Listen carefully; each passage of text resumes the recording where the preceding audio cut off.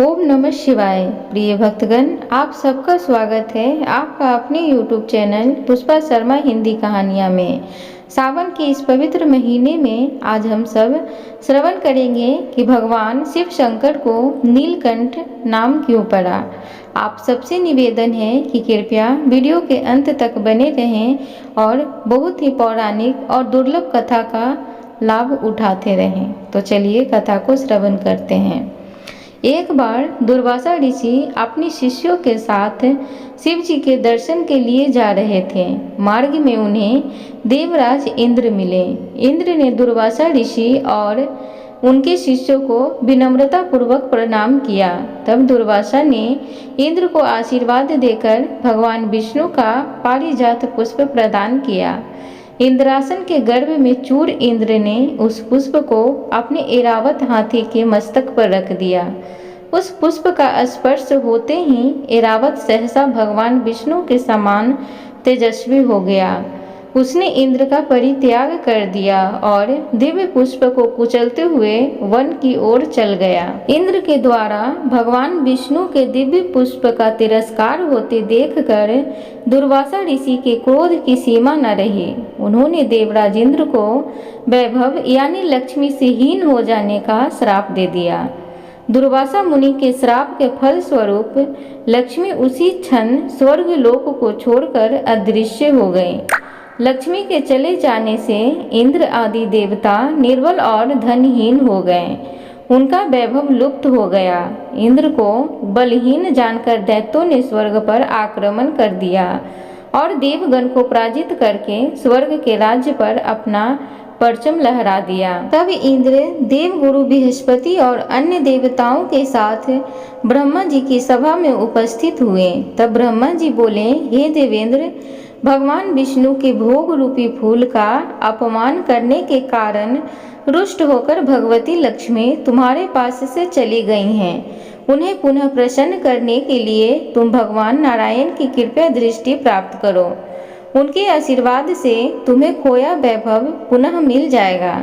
इस प्रकार ब्रह्मा जी ने इंद्र को आश्वस्त किया और उन्हें लेकर भगवान विष्णु के शरण में पहुँचे।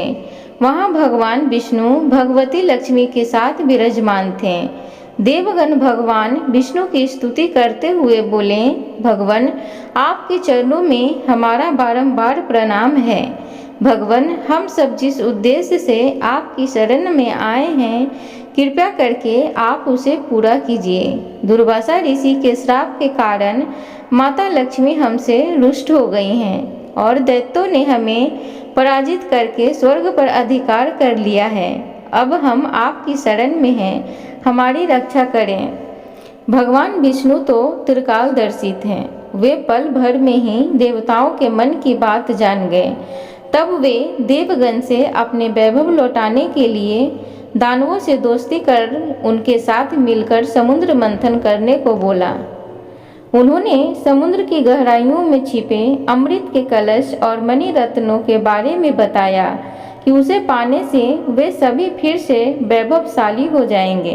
भगवान विष्णु के कहे अनुसार इंद्र सहित सभी देवता दैत्यराज बलि के पास संधि का प्रस्ताव लेकर गए और उन्हें अमृत के बारे में बताकर समुद्र मंथन के लिए तैयार कर लिया।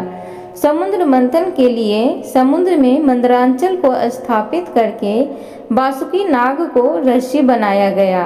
तत्पश्चात दोनों पक्ष अमृत प्राप्ति के लिए समुद्र मंथन करने लगे।